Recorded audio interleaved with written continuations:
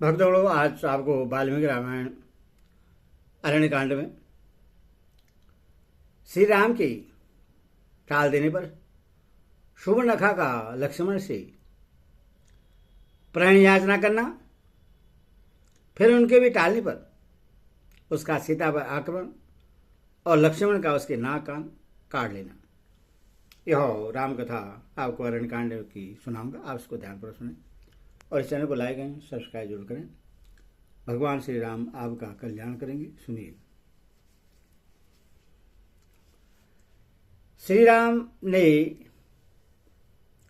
कामपास से बधी हुई उस शूर्पणखा से अपनी इच्छा के अनुसार मधुर वाणी में मंद मंद मुस्कुराते हुए कहा, आदरणीय देवी, मैं विवाह कर चुका हूं। यह मेरी प्यारी पत्नी विद्यमान है। तुम जैसी स्त्रियों के लिए तो सौत का रहना अत्यंत दुखदायी ही होगा। ये मेरे छोटे भाई श्रीमान लक्ष्मण बड़े शीलवान, देखने में प्रिय लगने वाले और बल पराक्रम से संपन्न हैं। इनके साथ स्त्री नहीं है। ये अपूर्व गुणों से संपन्न है। ये तरुण तो है ही, इनका रूप भी देखने में बड़ा मनोरम है। अतः यदि इन्हें भार्या की चाह होगी तो यही तुम्हारे इस सुंदर रूप के योग्य पति होंगे। विशालोचने वरारोहे, जैसे सूर्य की प्रभा मेरु पर्वत का सेवन करती है, उसी प्रकार तुम मेरे इन छोटे भाई लक्ष्मण को पति के रूप में अपनाकर सौत के भय से रहित हो इनकी सेवा करो। श्री रामचंद्र के ऐसा कहने पर वह काम से मोहित हुई राक्षसी उन्हें छोड़कर सहसा लक्ष्मण के पास जा पहुंची और इस प्रकार बोली, लक्ष्मण, तुम्हारे सुंदर रूप के योग्य मैं ही हूं, अतः मैं ही तुम्हारी परम सुंदरी भार्या हो सकती हूं।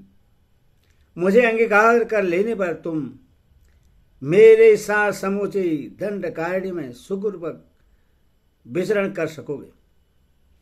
और राक्षसी के ऐसा कहने पर बातचीत में निपुण सुमित्रा कुमार लक्ष्मण मुस्कुराकर सूप जैसे नख वाली उस निशाचरी से यह युक्ति युक्त बात बोली, लाल कमल के समान गौर वर्ण वाली सुंदरी, मैं तो दास हूं, अपने बड़े भाई भगवान श्री राम के अधीन हूं।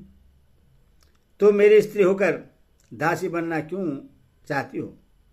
विशालोचने, मेरे बड़े भैया संपूर्ण ऐश्वर्यों अथवा सभी अविष्ट वस्तुओं से संपन्न है।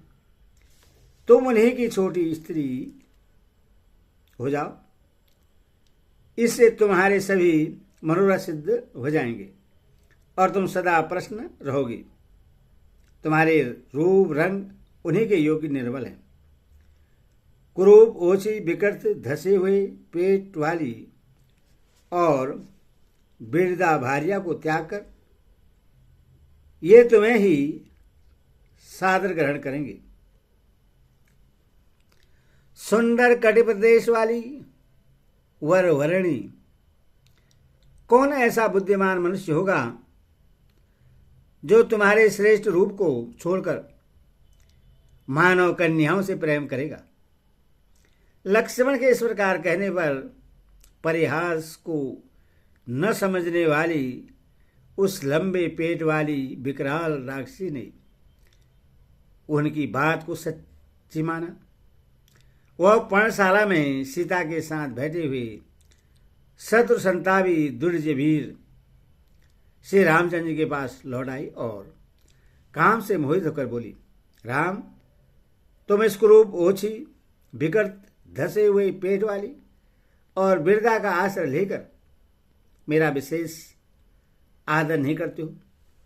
अतः आज तुम्हारे देखते देखते मैं इस मानुषी को खा जाऊंगी और इस सौत के न रहने पर तुम्हारे साथ सुखपूर्वक विचरण करूंगी।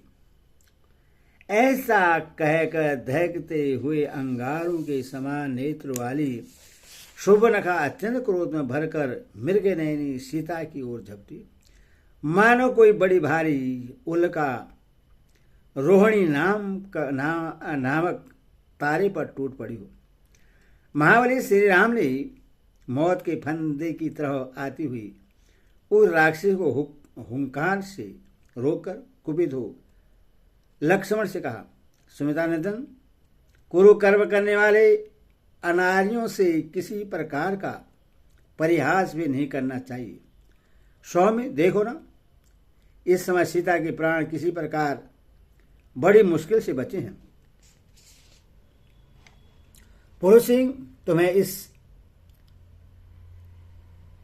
कुरूपा कुलटा अत्यंत मत वाली और लंबे पेट वाली राक्षसी को कुरूप किसी अंग से हीन कर देना चाहिए।